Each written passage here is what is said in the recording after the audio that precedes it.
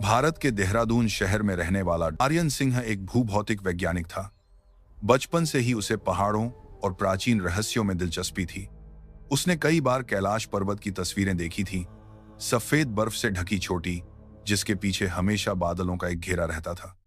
हर बार वह तस्वीर देखकर उसके मन में एक ही सवाल उठता, आखिर वहां ऐसा क्या है जो आज तक कोई नहीं जान पाया। एक दिन उसे भारत तिब्बत शोध संस्था से एक प्रस्ताव मिला। उन्हें कैलाश पर्वत के आसपास कुछ अजीब चुंबकीय तरंगें मिली थी। सैटेलाइट डाटा के अनुसार वहां का कंपास दिशा बदल देता था। आर्यन को उस जगह जाकर जांच करनी थी। वह उत्साहित भी था और थोड़ा डर भी गया था, क्योंकि उसने सुना था कैलाश पर्वत पर कोई नहीं चढ़ सकता। जो कोशिश करता है या तो लौट नहीं पाता या फिर उसकी जिंदगी बदल जाती है। आर्यन ने यह मिशन स्वीकार कर लिया। कुछ ही दिनों बाद वह अपनी टीम के साथ तिब्बत की ओर निकल पड़ा। टीम में 4 लोग थे। आर्यन सिंह मुख्य वैज्ञानिक, रिया पर्यावरण विशेषज्ञ, लॉबजोंग तिब्बती गाइड, कैमरा ऑपरेटर करण। जैसे जैसे वे तिब्बत की सीमा के पास पहुंचे, मौसम बदलने लगा। हवा पतली और ठंडी होती जा रही थी।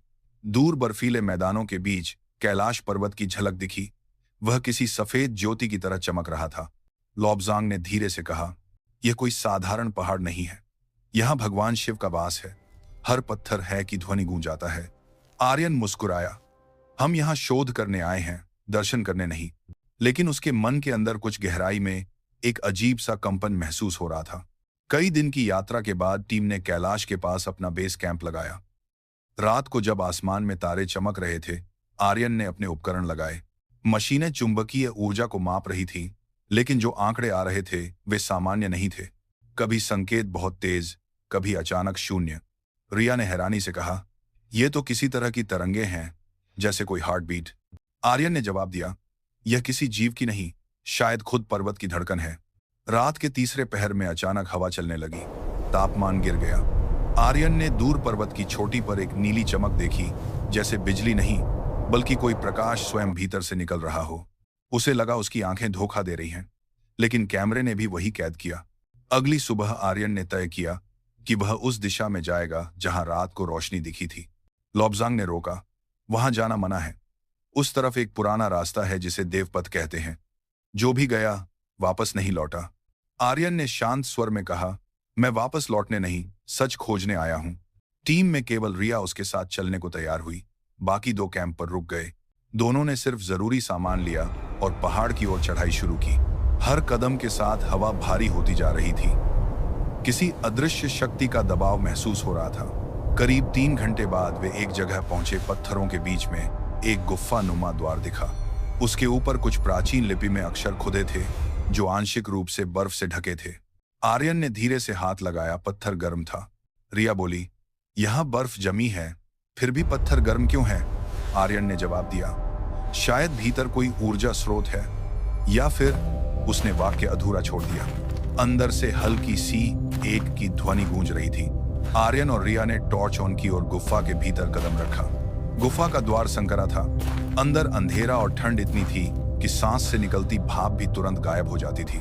आर्यन और रिया के सिर पर लगी हेडलाइट्स की सफेद रोशनी दीवारों पर पड़ रही थी, जहां अजीब आकृतियां उकेरी हुई थीं, कुछ मानव, कुछ देवताओं जैसी, और बीच में एक चिन्ह जो शिव त्रिशूल जैसा दिखता था। रिया ने धीरे से कहा, ये चिन्ह तो बहुत पुराने हैं, शायद तब के जब यहाँ कोई सभ्यता रही हो। आर्यन ने जवाब दिया, या शायद यह वही सभ्यता है जिसकी बात हमारे ग्रंथ करते हैं। वे आगे बढ़े। जैसे जैसे अंदर जाते गए, गुफा की दीवारें एक हल्की नीली रोशनी से चमकने लगीं, जैसे किसी पत्थर के भीतर से ऊर्जा निकल रही हो। उन्हें लगा कि यह कोई प्राकृतिक खनिज प्रकाश होगा, लेकिन जब आर्यन ने अपने सेंसर से मापा, डिवाइस ने संकेत दिया, इलेक्ट्रोमैग्नेटिक रेडिएशन, अननोन सोर्स। मतलब? रिया ने पूछा। मतलब यह कि यह रोशनी किसी ऊर्जा केंद्र से निकल रही है, आर्यन ने कहा, और इसकी आवृत्ति बहुत स्थिर है, जैसे किसी हृदय की धड़कन। अचानक हवा में एच की ध्वनि फिर से गूंजी। अब यह स्पष्ट और गहरी थी। दोनों ने एक दूसरे की ओर देखा। कोई मशीन नहीं, कोई स्पीकर नहीं। फिर यह ध्वनि कहां से आ रही थी? रिया ने कांपती आवाज में कहा, क्या तुम्हें लग रहा है कि यह पर्वत सच में जीवित है? आर्यन ने उत्तर नहीं दिया। उसका मन विचलित था, लेकिन वैज्ञानिक सोच अभी भी हावी थी। थोड़ा आगे बढ़ने पर उन्हें एक विशाल कक्ष मिला। गुफा के अंदर एक गुंबदनुमा जगह, लगभग 20 फुट ऊंची। बीच में एक गोल पत्थर रखा था जो शिवलिंग जैसा दिखता था, लेकिन किसी धातु का बना था। उसके चारों ओर धुएं जैसी ऊर्जा घूम रही थी। आर्यन ने अपने उपकरण निकाले, लेकिन जैसे ही उसने डिवाइस को उस पत्थर के पास किया, डिवाइस फट गया, स्पार्क हुआ और सारी स्क्रीनें बंद हो गईं। रिया चीख पड़ी। आर्यन पीछे गिरा, लेकिन उसे चोट नहीं लगी। वह जमीन पर बैठा और उसे महसूस हुआ कि उसके शरीर से होकर एक गर्म कंपन गुजरा, जैसे किसी ने उसे भीतर से छू लिया हो। उसने कहा, रिया, कुछ महसूस हुआ? ये जैसे मेरे अंदर से गुजर गया। रिया डर गई थी। हमें बाहर चलना चाहिए, ये खतरनाक है। लेकिन आर्यन बोला, नहीं, अब मैं जाना नहीं चाहता। अब मुझे लग रहा है कि मैं जिस चीज की तलाश में था वो यही है। आर्यन बोला, और गार्ड बार का कुछ क्षण बाद दीवारों पर खुदे चिन्ह हल्के से प्रकाशमान होने लगे। त्रिशूल, सर्प और डीन के चिन्ह सुनहरी रोशनी से जगमगा उठे। फिर अचानक पत्थर के पास जमीन पर एक वृत्ताकार द्वार जैसा आकार उभरा और वहां से हल्की हवा बाहर आई। रिया ने पीछे हटते हुए कहा, आर्यन, ये सब संभव नहीं है। आर्यन बस देखता रहा। उस द्वार से नीचे किसी और सुरंग का संकेत था। उसी पल हवा में एक गंभीर आवाज गूंजी। शब्द किसी भाषा में नहीं थे, पर आर्यन के मन में अर्थ स्वतः उतर गया। जो खोजता है सत्य, उसे स्वयं सत्य बुलाता है। उसकी आंखें चमक उठी। रिया, ये कोई भ्रम नहीं, ये संवाद है।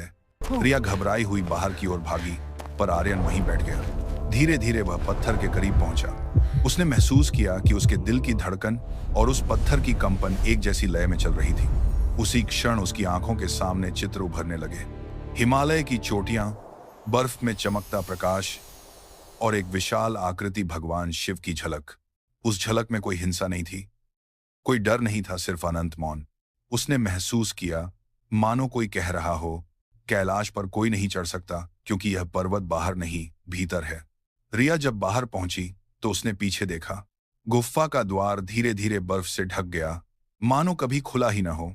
आर्यन वहां नहीं था। गुफा के द्वार पर बर्फ गिरती रही। रिया बाहर खड़ी थी, कांप रही थी, ठंड से नहीं बल्कि डर से। उसकी आंखों में आंसू थे और हाथों में आर्यन का टूटा हुआ सेंसर डिवाइस। उसने आवाज लगाई, आर्यन, कहां हो तुम? पर भीतर से कोई उत्तर नहीं आया। चारों तरफ सिर्फ हवा की सिसकियां थी। वो बर्फीले पत्थरों पर बैठ गई। दिमाग में सिर्फ एक ही सवाल था, क्या कैलाश सचमुच जीवित है? कुछ घंटे बाद सुबह की रोशनी के साथ एक तिब्बती भिक्षु वहां पहुंचा। उसकी उम्र 70 के करीब थी, पर चेहरा शांत और तेज से भरा हुआ। रिया ने उन्हें देखकर कहा, कृपया मदद कीजिए, मेरा साथी अंदर फंस गया है। भिक्षु ने गुफा की ओर देखा और धीमे स्वर में बोला, वो अब तुम्हारे पास नहीं लौटेगा, क्योंकि उसे वही मिला है जिसकी उसे तलाश थी। आप क्या कह रहे हैं? उसे बचाने आई थी। वो कोई साधु नहीं था, वो एक वैज्ञानिक था। ज्ञान और साधना में कोई अंतर नहीं बेटी। सत्य की खोज करने वाला चाहे वैज्ञानिक हो या साधक, दोनों का अंत एक ही होता है। जेब से एक छोटा तांबे का लॉकेट निकाला। उस पर वही त्रिशूल का चिन्ह था जो गुफा की दीवार पर था।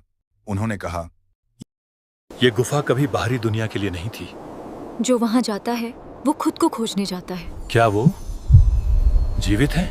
क्या वो जीवित है? जीवित? हाँ, लेकिन उस रूप में नहीं जिसे तुम समझ सको। दूसरी ओर कैलाश पर्वत की चोटी के भीतर आर्यन किसी नीली रोशनी के सागर में तैर रहा था। उसका शरीर नहीं था, सिर्फ चेतना थी। वो देख सकता था, सुन सकता था, महसूस कर सकता था, पर किसी इंसान की तरह नहीं। एक आवाज उसके भीतर गूंजी, तू जानना चाहता था कि इस पर्वत में क्या छिपा है? हाँ, मैंने विज्ञान से सत्य ढूंढना चाहा।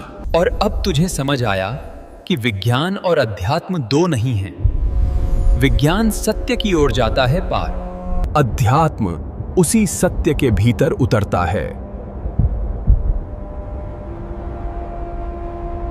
ओम। यह पर्वत धरती का हृदय है। क्या मैं लौट सकता हूं? जो लौटता है वो कभी वही नहीं रहता। तू अब ज्ञान है, रूप नहीं। फिर सब कुछ शांत हो गया। आर्यन के अनुभव और गुफा में पाए गए ऊर्जा संकेतों के आधार पर उसने एक डॉक्यूमेंट्री बनाई है, the frequency of Kailash. Kailash पर्वत के आसपास एक रहस्यमय चुंबकीय ऊर्जा है जो किसी ज्ञात भौतिक सिद्धांत से मेल नहीं खाती।